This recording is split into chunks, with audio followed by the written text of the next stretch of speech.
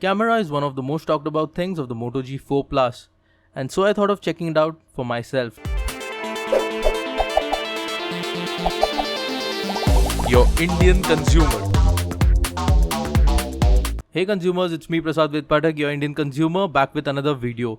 And in this video, we are going to see the camera on the Moto G4 Plus. This cell phone comes with a 16 megapixel rear shooter with a 2.0 aperture and a 5 megapixel front facing one which has a 2.2 aperture. Now just like its predecessor, it comes with the smart feature of twisting the phone twice to start the camera. The camera on this cell phone comes with a laser autofocus, which seems to be an interesting upgrade, and we'll be checking it out as the video proceeds. So firstly, let's take a look at the camera interface.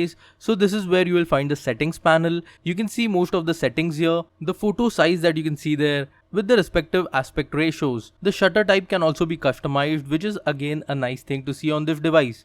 Video sizes, as we see there, 1080p for 30 frames per second, HD 720p and 480p VGA. The slow motion video size which cannot be modified, and you're stuck with 540p videos, which I think is a downside. Let's move on to the other options that we get. So we have a timer here, you can see 3 seconds and 10 seconds, flash settings, and finally the HDR mode. So right now I'll keep it on auto HDR. And let's see further settings. So one of the most interesting features of this camera is the manual option, wherein you can adjust each and every aspect like the focus, white balance, shutter speed, ISO, and even the aperture. So here we have the focus, and as you can see, we can completely manually control it. Such adjustments are especially seen on DSLRs, and it is a great thing to find it on a cell phone as well. Here you can see you can adjust the white balance. So right now I'm adjusting the white balance accordingly. Next up we have the shutter speed.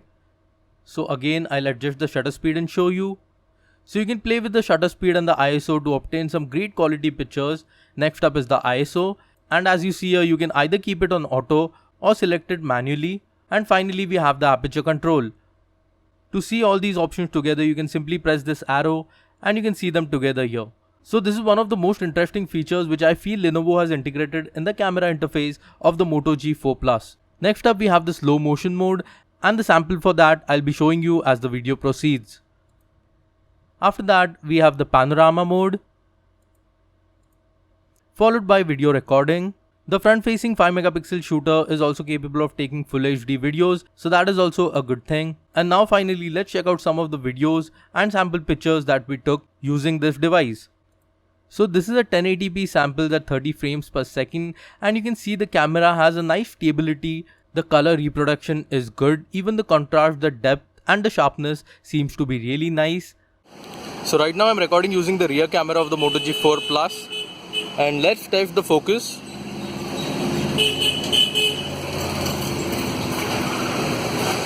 So you see the laser autofocus seems to do a pretty nice job. So the camera has a continuous autofocus function. You don't have to tap the screen continuously in order to focus. As you can see here, we highly appreciate the performance of the laser autofocus on this device. Now this is a picture that we took while we were video recording. Let's take a look at some of the other pictures that we shot. You can see very nice color reproduction there. So we have observed that in natural lighting conditions, this camera can take some really phenomenal pictures.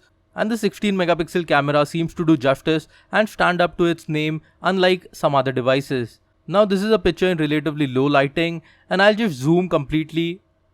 And this is the zoomed in picture.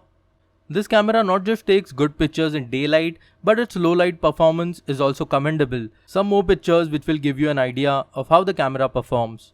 Now these pictures are taken in artificial lighting, and we have observed that sometimes the camera does tend to get out of focus in artificial lighting, but yes, overall it does a decent job. However, the dual tone LED flash did not impress us that much. The flash seems to be really average, and I personally like the flash on its predecessor. Well, those were most of the things of the rear shooter. Now let's take a look at the front-facing 5 megapixel camera. I'm recording using the front camera of the Moto G4 Plus, and right now I'm outside in the bright sunlight. And this footage you see here is recorded using the Moto G3, the front camera. So right now I'm recording indoors in artificial lighting, and I hope that gives you an idea of the front camera performance. Even the front facing camera seems to do a pretty nice job. The pictures come out to be crisp and clear in indoor and outdoor lighting conditions. Now let's take a look at the slow motion sample. So the only downside with the slow motion sample is that it records in the maximum of 540 pixels resolution, whereas the Moto G3 was able to record in full HD. 90% of the panorama shots that we took seem to be blurred out, and I think Motorola should sort out this issue soon with a software update. The panorama shot does not even capture a larger image area, which is again a downside. So well, if I have to sum it up, I'll say that the camera on the Moto G4 Plus does justice with the 16 megapixel tag and is capable of taking some really nice, well lit, sharp pictures. You will find a good stability and crispness in your videos as well. The complete manual camera control is one of the best things that you will find on this cell phone. But I have to mention that the camera did heat up after just using it for about 15 minutes. And once the battery was low, it even started to lag very badly. So I'll be testing this cell phone in the coming days and I'll soon come out with an in-depth review. Well, for now that was it from this camera review. If you want to see some other camera reviews, I'll mention them in the I button that just popped out in the right hand side top corner.